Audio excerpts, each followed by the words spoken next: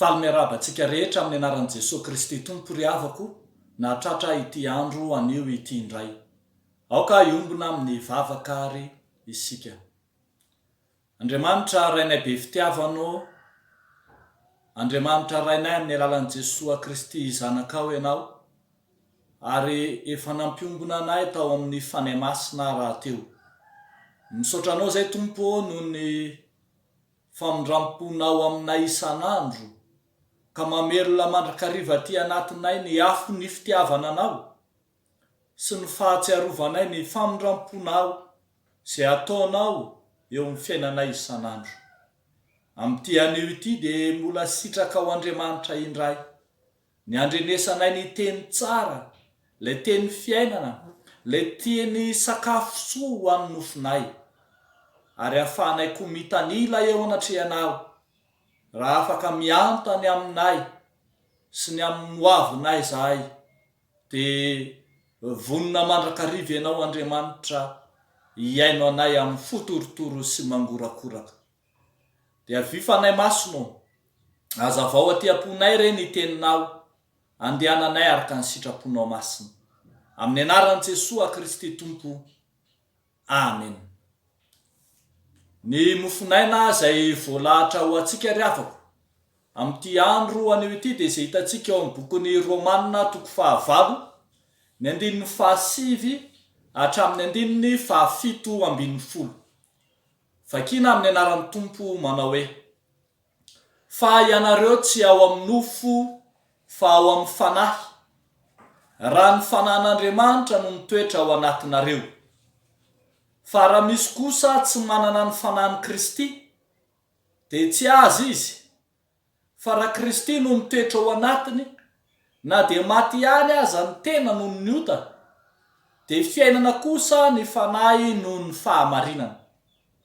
Ary raha ny fanahy izay nanangana an'i Jesosy tamin'ny maty no mitoetra ao anatinareo, dia izay nanangana an'i Kristy Jesosy tamin'ny maty no hamelona ny tenanareo mety maty amin'ny fanahiny izay mitoetra ao anatinareo.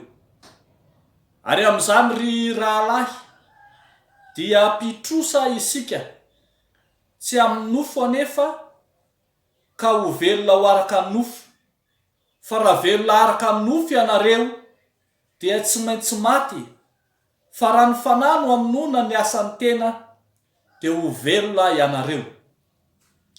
Fa izay tarihin'ny fanan'Andriamanitra no zanak'Andriamanitra, fa tsy nandray ny fanaham-pandevozana ho amin'ny tahotra indray ianareo, fa nandray ny fanahy zanak'anatsangana zay iantsoantsika hoe Aba Raio.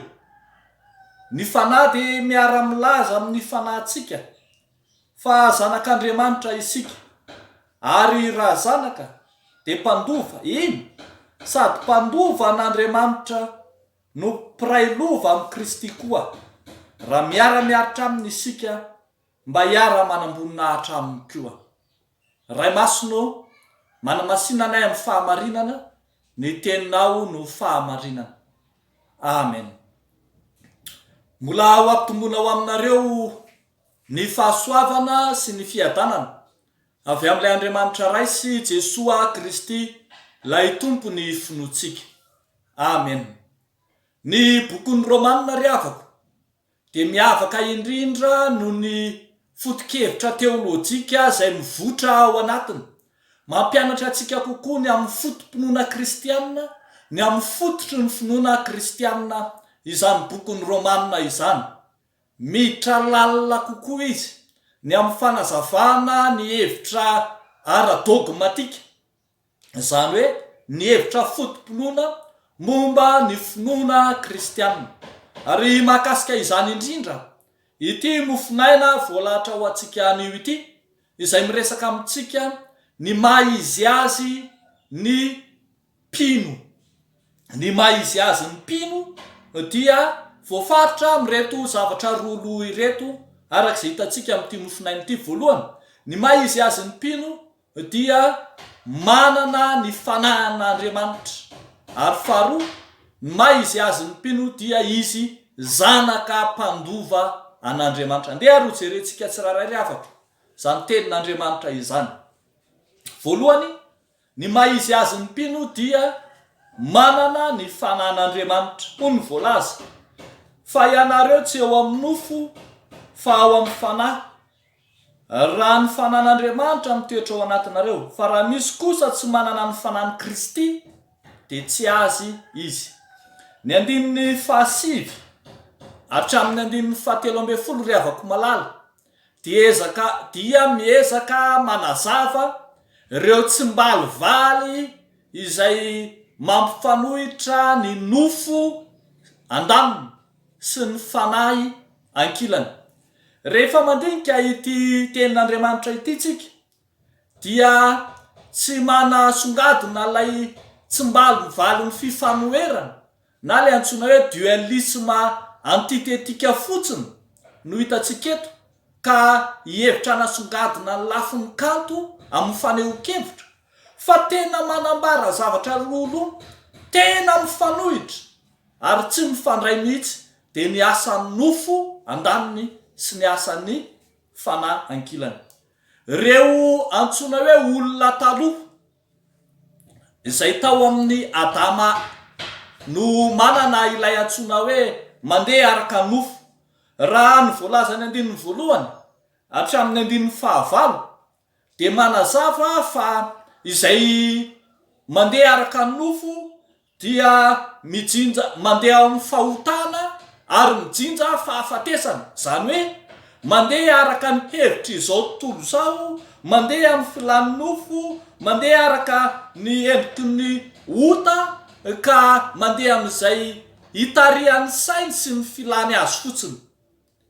Fa ambara kosa fa izay mandeha araka ny fanahy dia mandeha ao amin'Andriamanitra, tarihy ny fanan'Andriamanitra, ary azavaina eo amin'ny 19 fa tsy maintsy manaiky ho faty ao amin'ny Kristy aloha izay mandeha amin'ny nofo mba hijinjany ny vokatry ny fanahy. Tsy maintsy maty ao amin'ny Kristy aloha izay mandeha ao amin'ny nofo mba hijinjany ny vokatry ny fanahy. Hoy ny voalaza manao hoe fa izay tsy hain'ny lalàna satria ny nofo ny malemy azy, dia vitan'Andriamanitra tamin'izy naniraka ny zanany, naka ny endriko ny nofo ota sy ny amin'ny ota ka nanameloka ny ota tao amin'ny nofo. Tsy maintsy manaiky ho faty ny amin'ny ota sy ny amin'ny nofo isika raha te handray ny vokatry ny fanahy ao amin'ny Kristy. Araka izany ambara ry havako any amin'ny Galatiana 3:7 ny 14 fa raisina amin'ny finoana ny fitarihan'ny fanahy masina. Hoy ny voalaza manao hoe Kristy nanavitra anay tamin'ny ozony lalàna satria tonga voaozona hamonjy anay izy, fa voasoratra hoe voaozona izay rehetra miantona amin'ny azo, mba ho tonga amin'ny jentilisa ny fitahinan'i Abrahama ao amin'ny Kristy Jesosy, ary mba ho raisina amin'ny finoana ny teny fikasana ny amin'ny fanahy. Ho raisina amin'ny finoana ny teny fikasana ny amin'ny fanahy. Galatiana 3:7 ny 14. Ry havako malala ao amin'ny tompo, dingana lehibe arak'izany no ataon'Andriamanitra na hatonga ny mpino anankiray izay zanaky ny ota, zanaky ny fahafatesana, nandeha tamin'ny lalàna, nandeha tamin'ny ozon'ny lalàna, nandeha tamin'ny nofo, mba hatonga azy ho tarihan'ny fanahy masina mandeha araka ny fanahy. Arak'izany ry havako malala dia fiainana vaovao ao amin'ny tontolo mpiaramonina vaovao, tarihan'ny fanan'Andriamanitra, manana ny fanan'Andriamanitra. Zany no antsoina hoe fiainana maha-pino, fiainana maha-kristianina. Mila mandiny tena arak'izany ny mpino tsiraray avy, arak'izay ambaran'ny apôstôly manao hoe zahatao dinio ny fanahy ao anatinareo. Tsy maintsy mandinika ny fanahy isika, zahatoetra ozy ny fanahy. Ary zany koa ry havako no ahafantarana fa tena mpino marina na kristianina marina ny olona anankiray, satria ny fanahan'Andriamanitra no mitarika azy. Tsy mandeha amin'izay saim-patany intsony izy, tsy tarihan'ny filana intsony izy, fa tarihan'ny fanahan'Andriamanitra. Ry havako malala, amin'izao andro ankehitriny izay anambaran'olona tena milaza tena sy lazaina fatariany fanan'Andriamanitra izao. Mila mizaha toetra ny fanahy isika. Moa tena ny fanan'Andriamanitra marina ve ny ao anatiny resokajin'olona marobe izay milaza fatariany fanahy reny. Aoka ry havana hahafantatra itsika fa ny maha izy azy ny fanahy dia satria ilay fanan'Andriamanitra izay nanangana ny Kristy tamin'ny maty no ao amiko araka ny ambarany 1:12 noho izany ny fanahy rehetra izay tsy manaiky fa nitsangana tamin'ny maty Kristy dia tsy avy amin'Andriamanitra izy ary tsy tariny ny fanan'Andriamanitra izy. Ry havako malala ao amin'ny tompo, mampandiny tena lay tantara kely anankiray izay niseho tao amina parka anankiray, park géologique anankiray.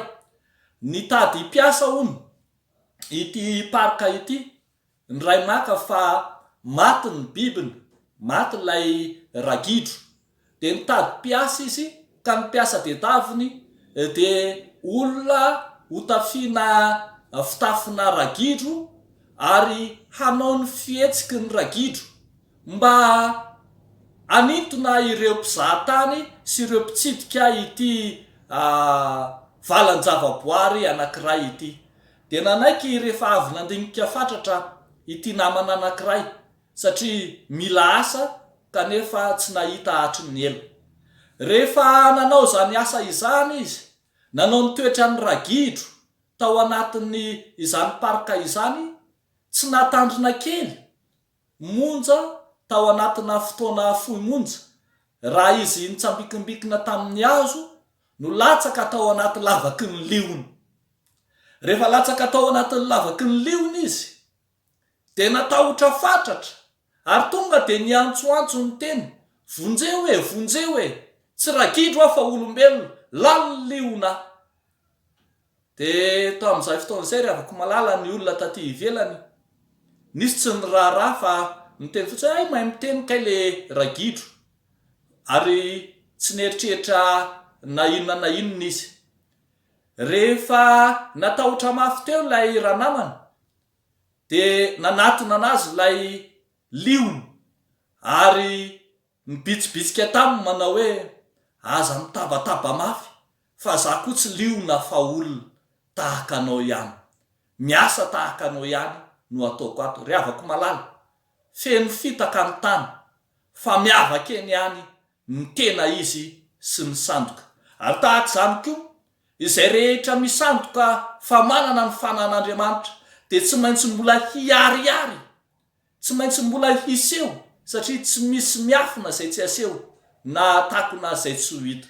Fa izay tariny fanan'Andriamanitra no zanak'Andriamanitra, fa izay tsy manana ny fanan'i Kristy kosa dia tsy azy izy ho ny voalaza. Fa ny zavatra faharoa izay hitantsika eto amin'ity tenin'Andriamanitra ity ry havako malala dia ny hoe ny maha izy azy ny mpino dia satria zanaka mpandova an'Andriamanitra izy, zanaka mpandova an'Andriamanitra. Araka ny voalaza eo amin'ny 4:12 hatramin'ny 17.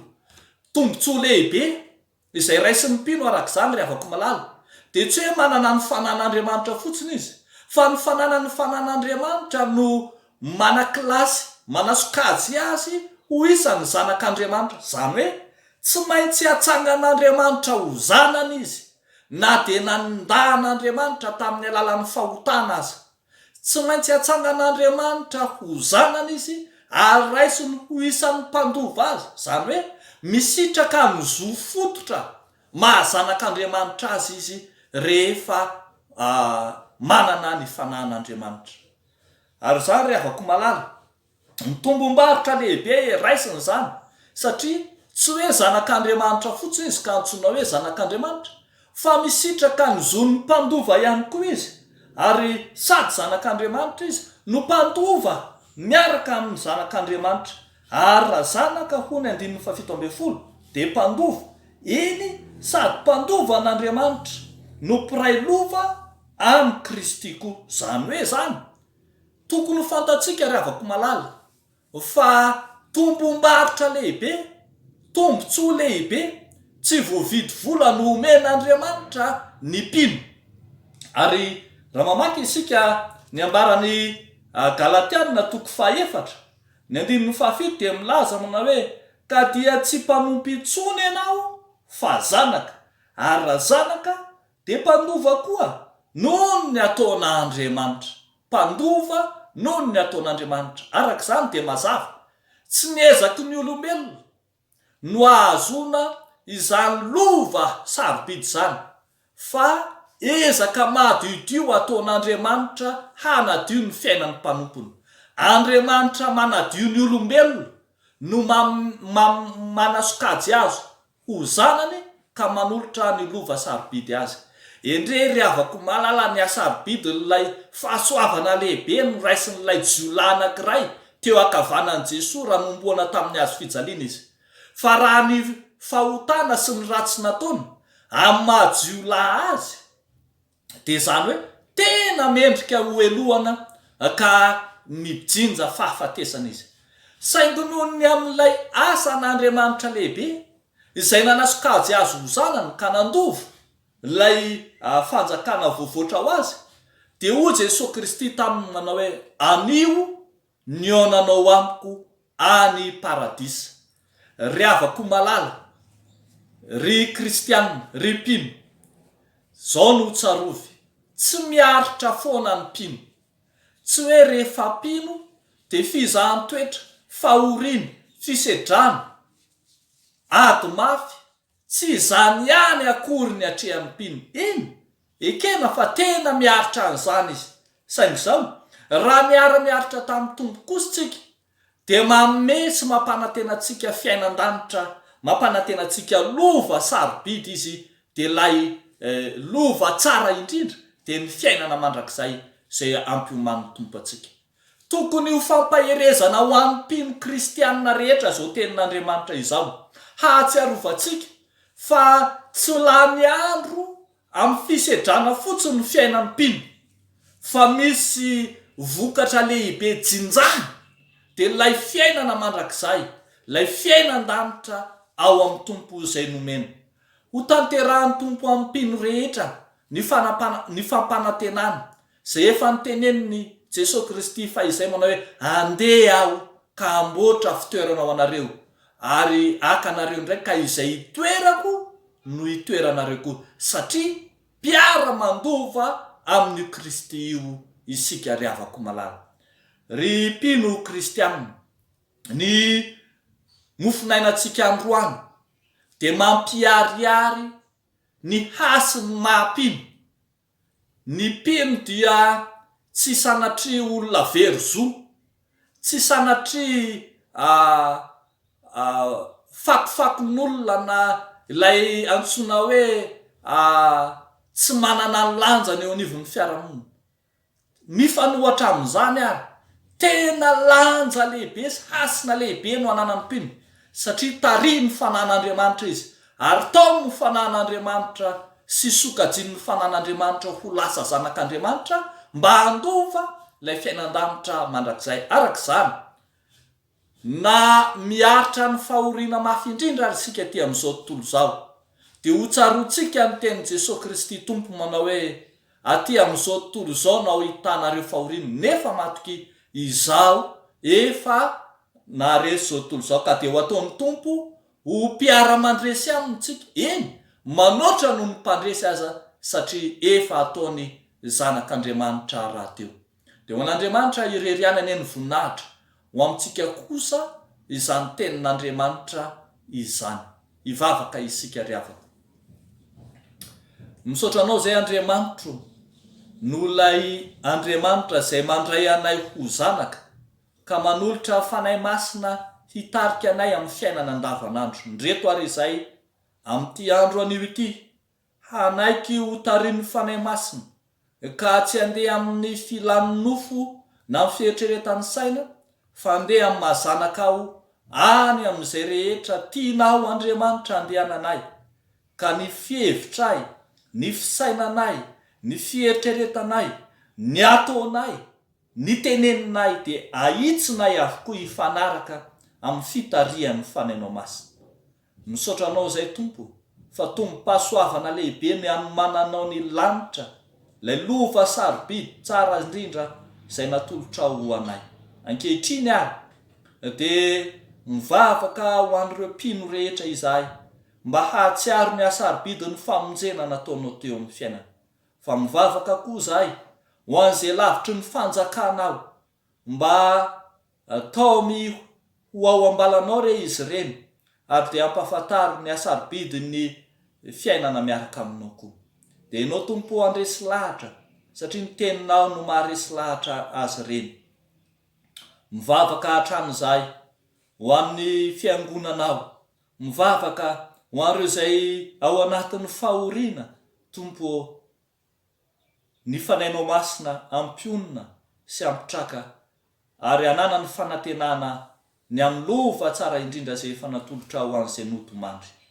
Tompo mivavaka ho an'ireo izay mitaraina eo anatrehanao na inona antony dia ihay mivavaka ianao ary hahatsiaro izy ireny fa eo amin'ny mandrakariva ianao. Amin'ny anaranao Jesosy Kristy Tompo mahavonjy, nanaovanay sy angatanay izany vavaka izany. Amen.